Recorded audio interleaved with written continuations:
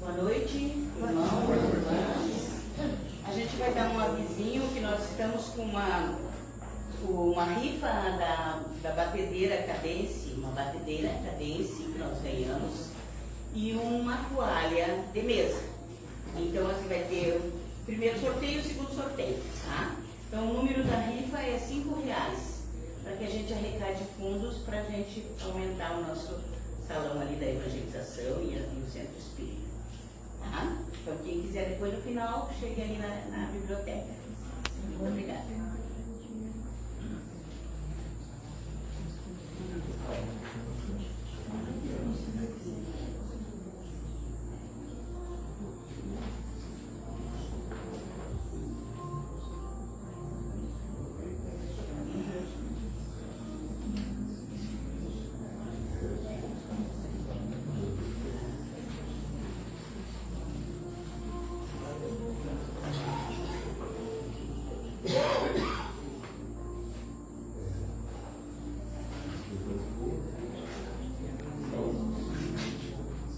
Boa noite, novamente.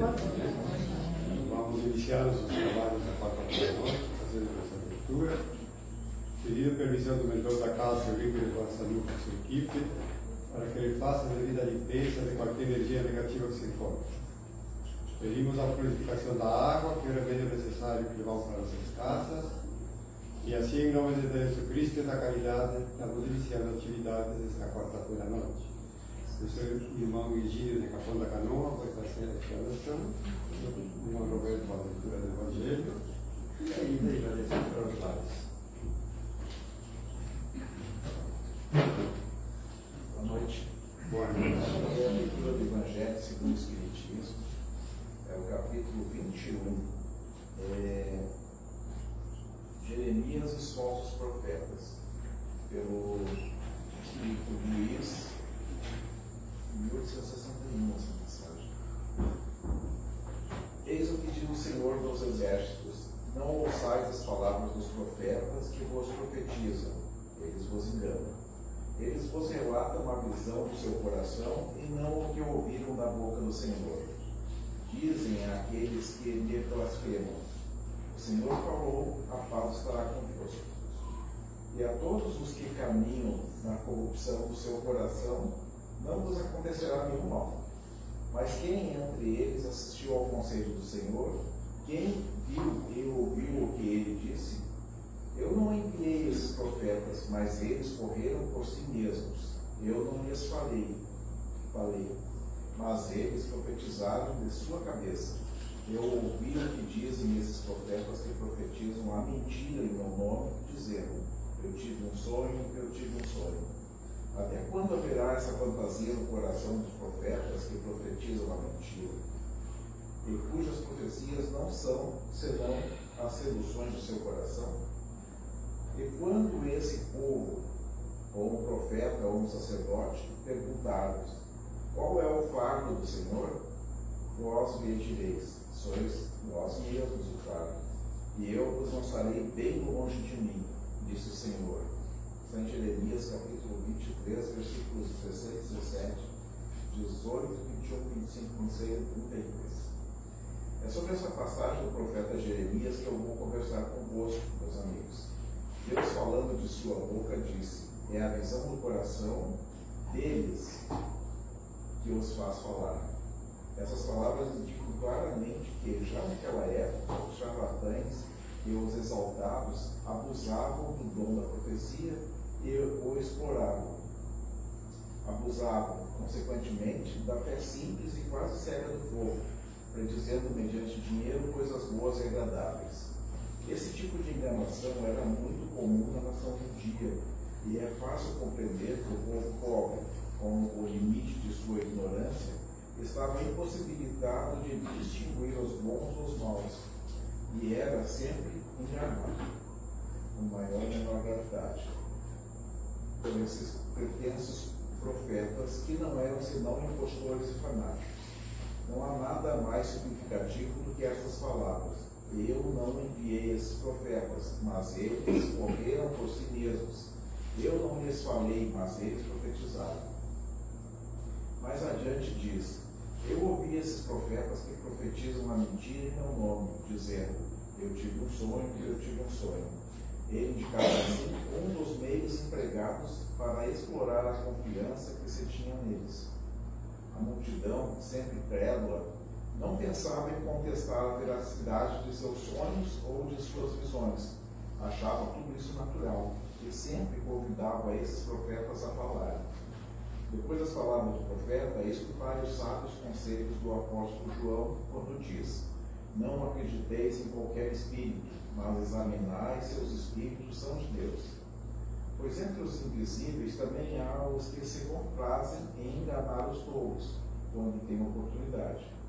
Esses enganadores são, entenda-se bem, os médiuns que não tomam as precauções necessárias. Encontra-se aí, incontestavelmente, um dos maiores escolhos contra o qual muitos vêm chocar-se, sobretudo quando são novatos no Espiritismo. Esta é uma prova que eles não podem vencer senão com muita prudência. Aprendei, pois, antes de mais nada, a distinguir os bons e os maus espíritos, para não vos tornar também falsos profetas. Que assim seja.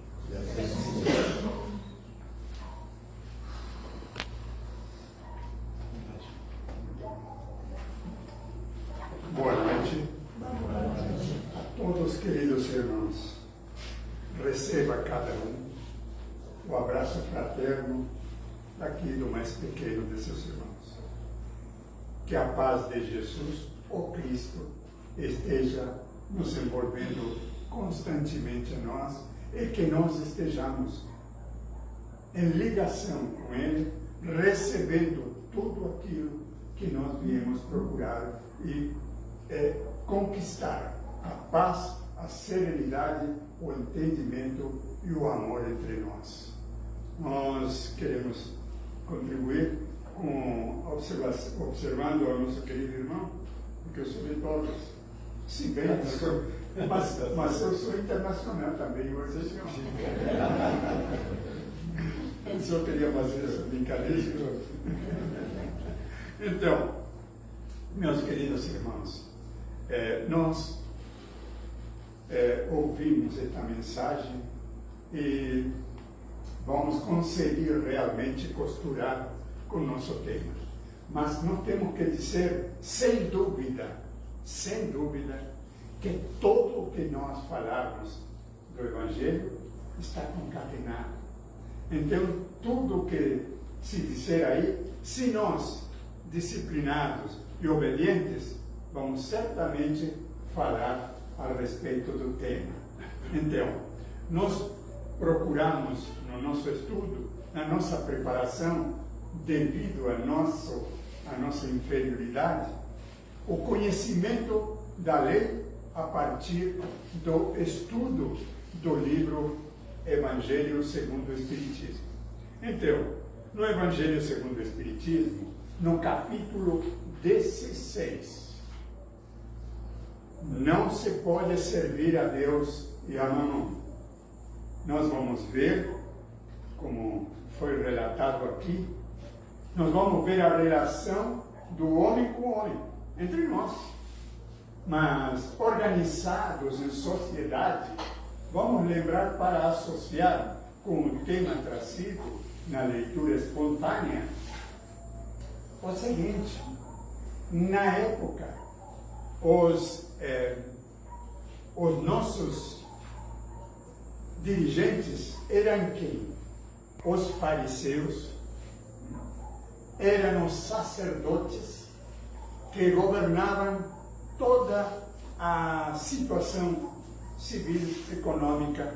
As leis eram organizadas a partir dessa pleiade de espíritos que se arboravam em autoridade. Hoje não difere.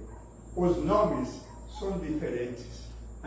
Nós temos prefeitos, governadores, presidentes, temos deputados, temos senadores, enfim, nós temos vereadores, nós temos autoridades. São essas autoridades que organizam nossa vida social, econômica, cultural, né?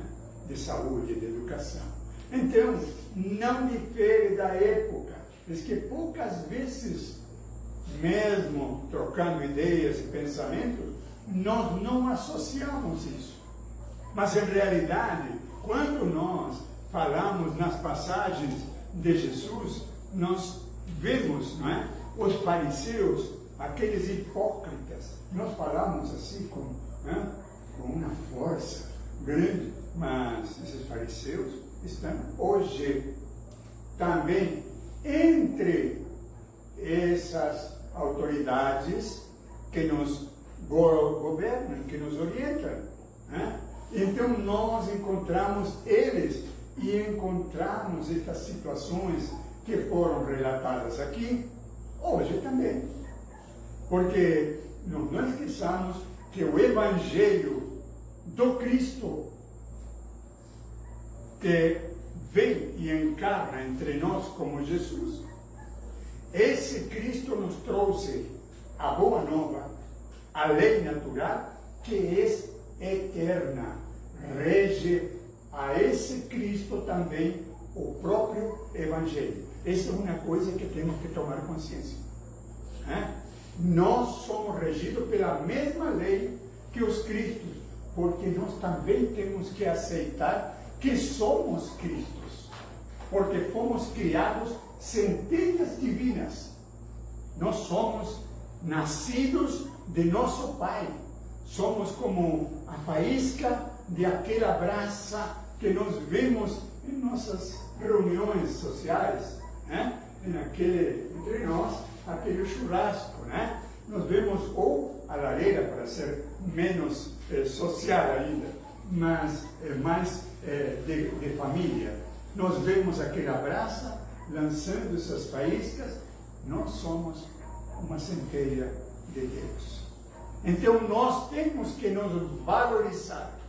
Nós temos que entender que fomos criados simples e ignorantes, mas com todas as capacidades que o Cristo tem. Ele nos afirmou: vós sois deuses e podeis fazer tudo o que eu faço se vocês quiserem, dependendo do desenvolvimento da vontade através dos seus pensamentos direcionados para o bem. Então, meus queridos irmãos, nós precisamos entender de que cada um de nós, centelhas individuais, porque nós sabemos de que cada faísquinha que nós falamos é individual. Nós também somos individuais. E como individuais, nós temos todas essas capacidades a desenvolver. Esse é o grande esforço. E a misericórdia divina, a sabedoria de Deus, nosso Pai, nos oferece o quê? Como ferramenta para nós evoluirmos? A inteligência aliada ao pensamento. Projetada em quê? E exercida aonde? Na matéria. Nós, espíritos reencarnados, ou no ciclo reencarnatório, na imortalidade do ser, inseridos na eternidade. Então, como tais, nós precisamos ter consciência do que cada um de nós significa. Mas por que eu estou falando tudo isso? Porque nós precisamos caminhar cumprindo o nosso dever ante a lei natural. A lei natural todos nós conhecemos, mas nós, ao dizer de Tiago, na sua carta, no capítulo 1, versículo 12, ele nos diz de que nós conhecemos, mas que nós precisamos viver o que nós conhecemos, viver corretamente. Então, meus queridos irmãos, façamos esse esforço de nós viver a lei que é a lei natural. Todos nós conhecemos. Ama a teu Deus por sobre todas as coisas, a teu próximo como a ti mesmo.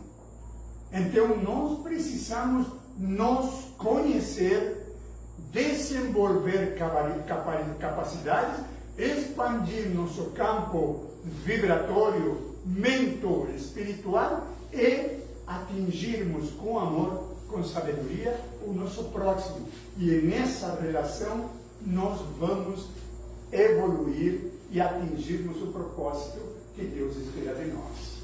Mas esse propósito é nos amar. E a mensagem nos fala exatamente de nós usarmos essas ferramentas nem tanto para Deus, nem tanto para nosso próximo, só para nós. E aí cabe nosso estudo para a noite de hoje. Nós pegamos do capítulo, então, como dissemos, 16, nós vemos de que neste capítulo a espiritualidade maior, dita para o nosso codificador Allan Kardec, as parábolas de Jesus que dizem a respeito de nossa relação espírito-matéria. Nossa relação espírito-matéria. Porque Deus nos criou espírito, essência, aquela faísca que nós falamos, e matéria. Mas a matéria, para quê? Para que ela nos domine a nós? Ou como instrumento para que nós, estando no processo evolutivo, reencarnando sucessivamente, nós venhamos nos utilizar da matéria, mas não para denegrir a matéria. A matéria é criação divina. Nós temos que respeitar, nós temos que cuidar, nós temos que trabalhar. Essa é a grande tarefa nossa.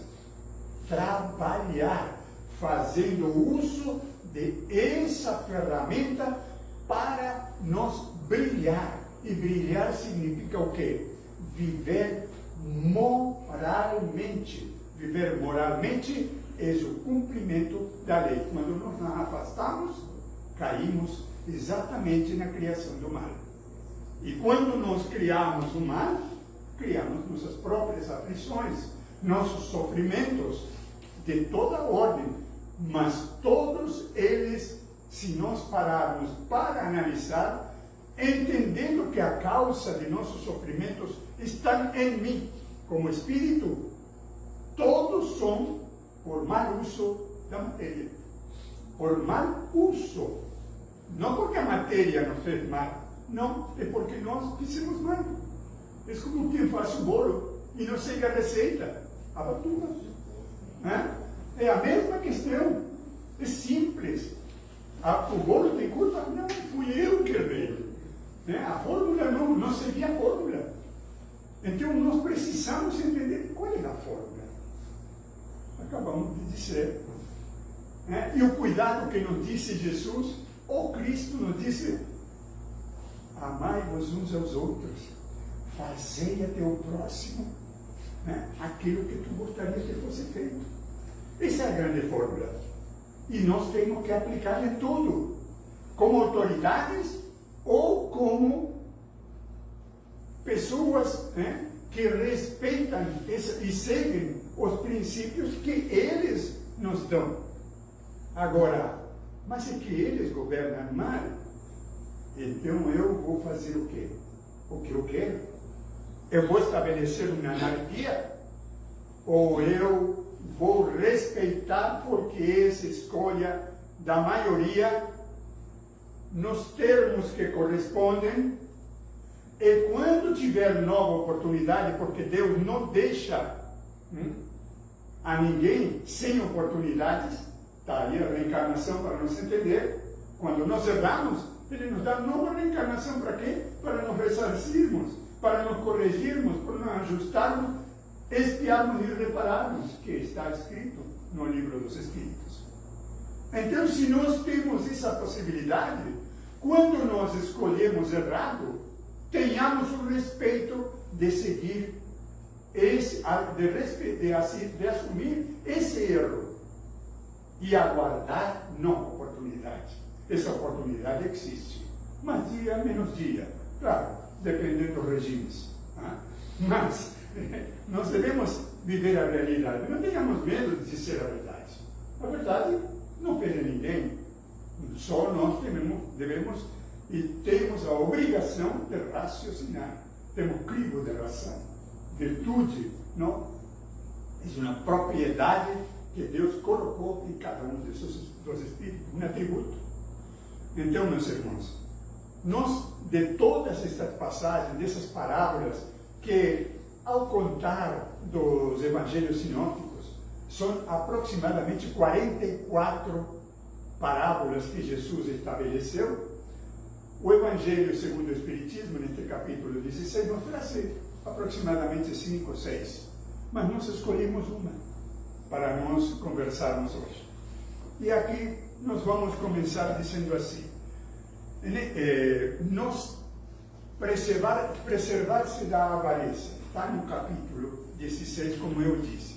E aí, disse assim: é aquela parábola que relata Lucas, no capítulo 12, versículos 1 a 21.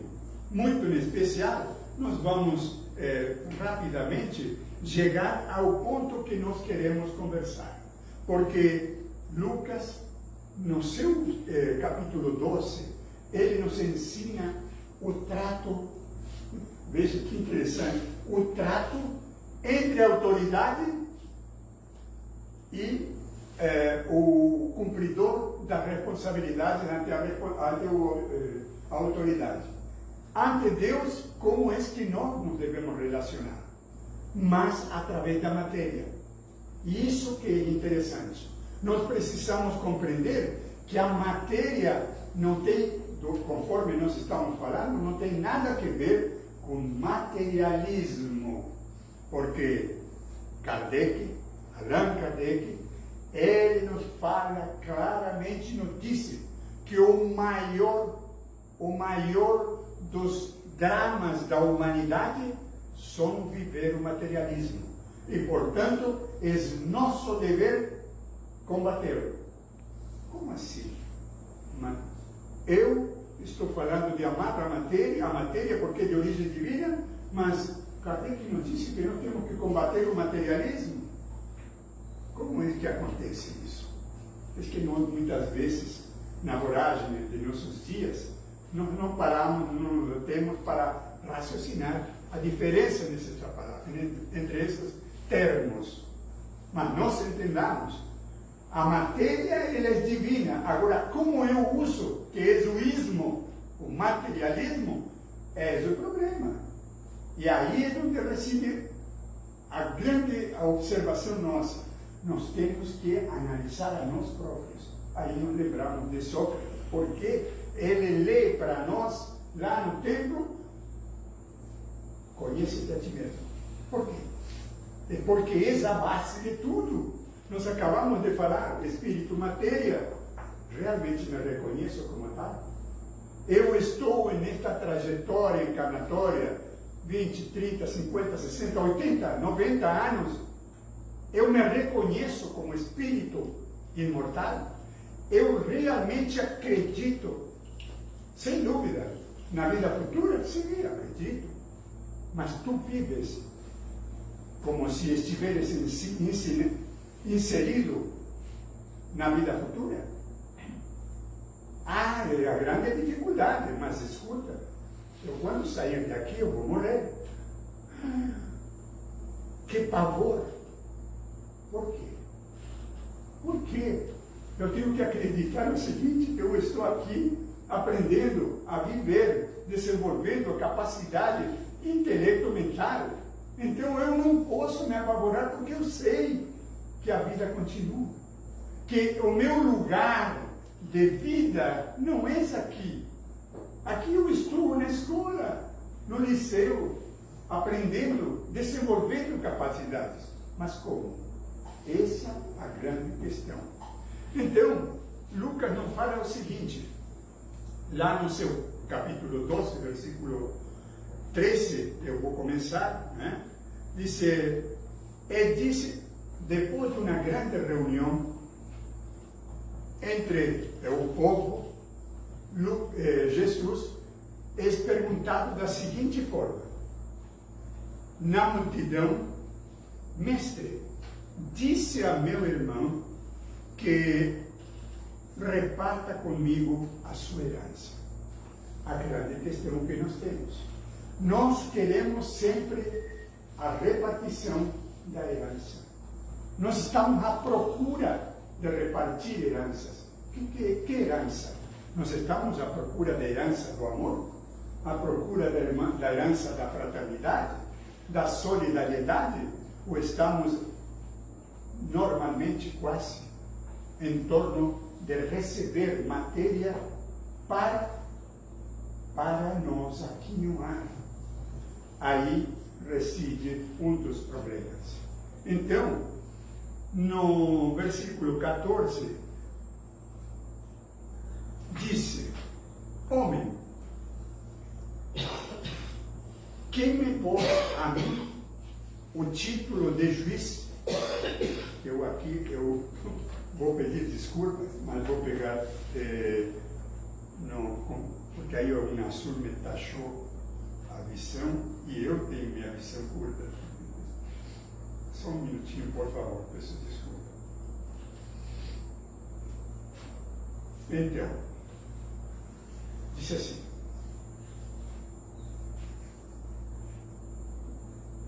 ele disse da multidão, mestre, disse meu irmão que reparta comigo a herança. Jesus lhe responde, homem, quem me pôs a mim por juiz ou repartidor entre vós? Disse-lhe, acautelai-vos e guardai-vos da avareza. Esse é o nosso grande problema, a avareza. Quando nos dizem tu és avaro, a gente fica extremamente desequilibrado. Mas nós temos que entender o que significa isso. Significa não assumir a responsabilidade que nós temos e transferi-la para que alguém decida para nós em nosso benefício. Não para que seja justo, é para que decida em nosso benefício. Então aí o ponto da avareza. E disse-lhe, acautelai-vos e guardai-vos da avareza, porque a vida de qualquer não consiste na abundância do que possui. E propôs-lhe uma parábola. Aqui é a parábola que nós queremos comentar. Dizendo, a herdade de um homem rico tinha produzido com abundância. E arrazoava ele entre si, dizendo, que farei? Ele se perguntava por que que ia fazer com todo o que produziu.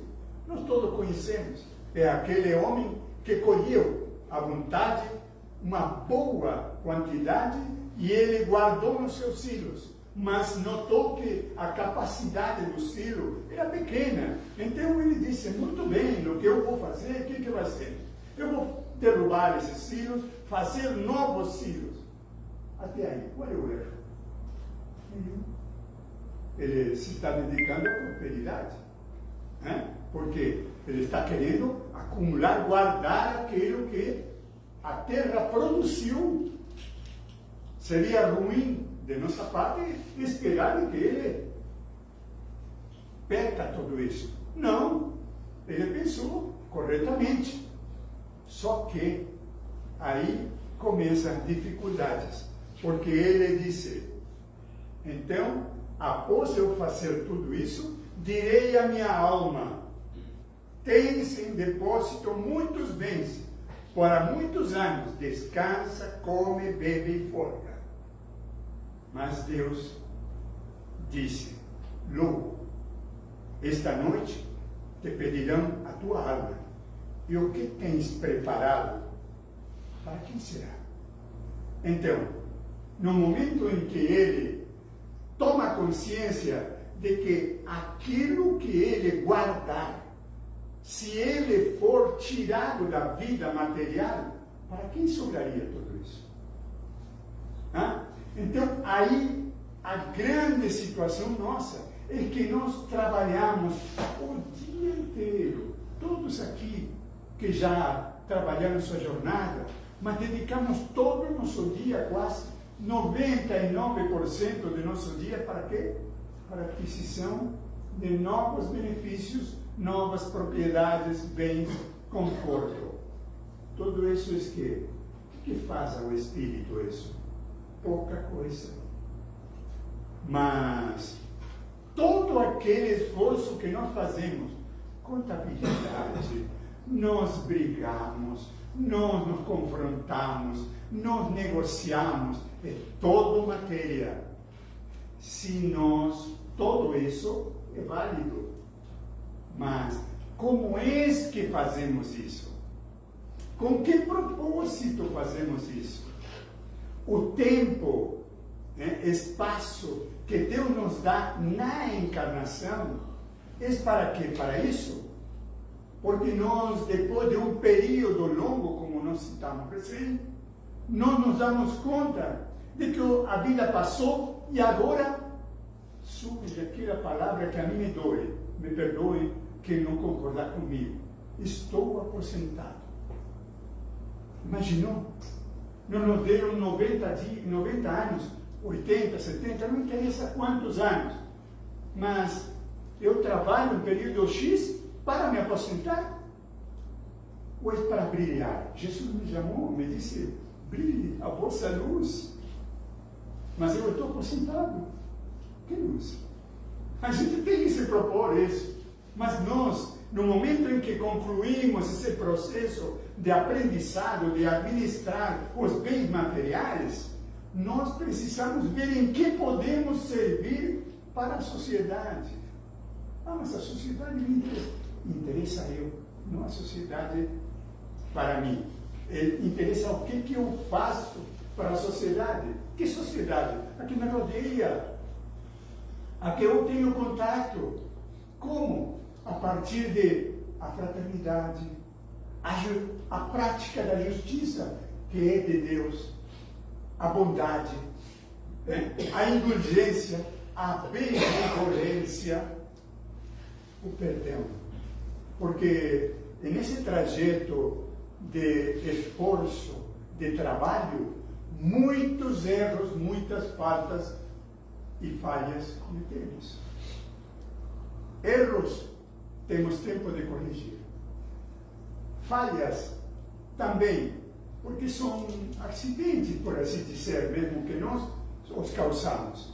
Mas as faltas nós temos o tempo para nos arrepender, expiar, e mais ainda, porque nos arrepender muitas vezes fazemos, muitas vezes expiamos na encarnação, mas falta-nos reparar. E o reparar é trabalho correto, trabalho na direção do bem, espontaneamente, não obrigado, socialmente, porque muitas vezes nós fazemos, sim, campanhas, nada contra, mas nós participamos da campanha por lados, por sociedade, por uma atividade social, para nos manter no ambiente, que é o que nós falávamos a respeito dos fariseus.